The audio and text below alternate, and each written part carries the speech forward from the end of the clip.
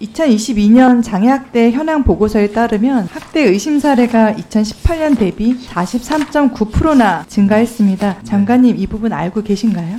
예, 크게 늘었다는 것을 알고 있습니다. 네, 장애인 복지법상 응급조치 의무에 보면 장애학대를 신고 접수한 장애인 권익공호기관은 지체 없이 장애학대 현장에 출동해야 된다고 명시되어 있고, 장애인 권익공호기관의 업무 수행 지침을 보면 일반적인 학대 사건은 신고 접수일부터 72시간 내에 조사해야 한다고 나와 있습니다. 그러나 현실을 살펴보면 72시간 내에 조사가 잘 이루어지지 않고 2022년 기준 41.4%로 절반에도 미치지 못하고 있는 정도의 수준입니다. 또한 신고 접수 후 최초 조사 시까지 30일이 초과된 비율을 보더라도 10.1%로 72시간 내 조사 의무가 업무 수행 지침으로 정해져 있지만 잘 지켜지지 않는 것이 현실인 것을 확인할 수가 있습니다. 또한 학대 관련 유관기관인 아동보호 전문기관이나 노인보호 전문기관에도 72시간의 조사 의무를 규정하고 있어서 현황을 비교해보면 장애인 권익옹호기관은 노인보호 전문기관의 3분의 2, 아동보호 전문기관의 2분의 1 안 좋은 수준인 정도라고 볼 수가 있습니다. 또 아울러서 조사 인력을 살펴보면 1인당 담당 인원수를 비교해보더라도 장애인 권익옹호기관은 아동보호 전문기관에 비해서 10배가 많고 노인보호 전문기관에는 1.4배로 학대 관련 기관 중에서 1인당 담당할 사례의 수가 가장 많은 것으로 확인이 되고 있습니다.